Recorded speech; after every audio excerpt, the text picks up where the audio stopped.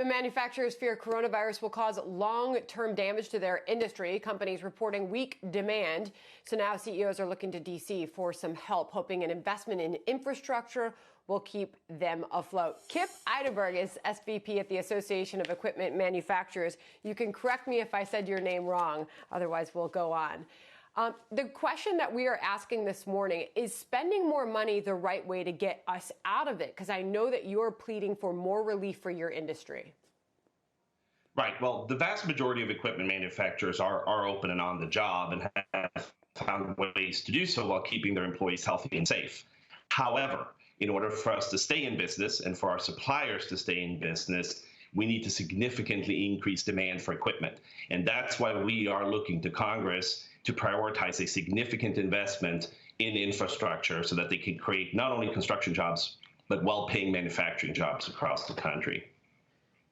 Well, the question is, what exactly would that do long term? I mean, what sort of hit are you looking at to your industry? We are showing pictures of John Deere because John Deere and Caterpillar, these are two of your biggest members. So what does the long term out of this look like for your industry? Well, as I said, obviously, demand has become an increasingly severe challenge for our industry. We're also looking at supply chains that are under tremendous stress. But the good news here is that we are ready to go right now. Equipment manufacturers are ready to lead economic recovery, and we believe that by investing in our infrastructure, which we sorely need, and will help drive the economic recovery, we will also invest in equipment manufacturers and put more Americans back to work. So we see it as a win-win for our industry and for our country. There was a survey done on 105 executives from companies like, as I mentioned, John Deere and Caterpillar, Volo Construction and Komatsu America. 68% of those that responded say the impact on their supply chain is moderately negative. 42% say the impact's been very negative.